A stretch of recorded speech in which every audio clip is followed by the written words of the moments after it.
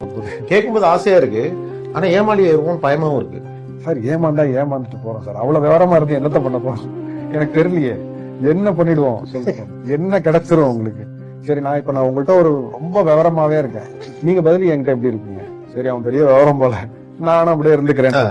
என்ன கிடைச்சிரும் எனக்கு உங்கள்கிட்ட இருந்து? இன்னும் உங்க பாக்கெட்ல இருந்து நான் ஒரு 500 ரூபாய் நான் எடுத்துட முடியுமா என் விவரத்தை வச்சு? அதுக்கு மேல என்ன பண்ணிட முடியும் சார்? நான் இன்னொரு உதாரணமும் சொல்றேன். ஒரு மகத்தான ஒரு எழுத்தாளர், அவர் நிறைய புத்தகங்கள்லாம் எழுதியிருக்காரு. அவருடைய கதைகள் நிறைய சினிமால திருடி படமா எடுத்துட்டாங்க. இது எனக்கு தெரியாது, யாரோ ஒரு ரைட்டர்னு கூட்டு போறாங்க, பார்த்து பேசுறேன். ஏன்னா அவர் பிரபலமான ரைட்டர் இல்ல, ரொம்ப நல்ல ரைட்டர், அவ்வளவுதான். அவரோட இதெல்லாம் படிச்சுட்டு நான் மிரண்டு போய், சார் என்ன சார் சூப்பரா எழுதிருக்கீங்க? இல்லங்க, அந்த படத்துல வந்துச்சுல, அது நான் இதுல எழுதுனதான் பாருங்கிறாரு. உண்மை புக்ல இருக்கு. அப்படியே அங்கேருந்து சுட்டுருக்காங்க, இங்கேருந்து சுட்டுருக்காங்க. என்னங்க அவரையும் உங்களுக்கு தெரியுங்கிறீங்க?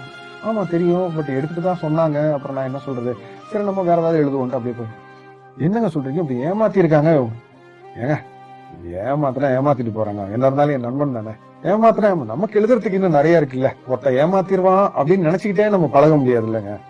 ஏமாத்துறானா, சரி போ விடு அப்படிங்கிறாங்க. இன்னும் நல்லவங்க எத்தனையோ பேர் இருக்காங்க. நான் அவங்க கூட பேசிட்டு அவங்கள்ட்ட இருந்து நான் நிறைய கதைகள் நான் எழுதிக்கிட்டே தான் இருக்கேன், சந்தோஷமா தான் இருக்கேன். அதுக்கு நான் அவ்வளவு விவரமெல்லாம் இருக்கு தேவையில்லைங்க.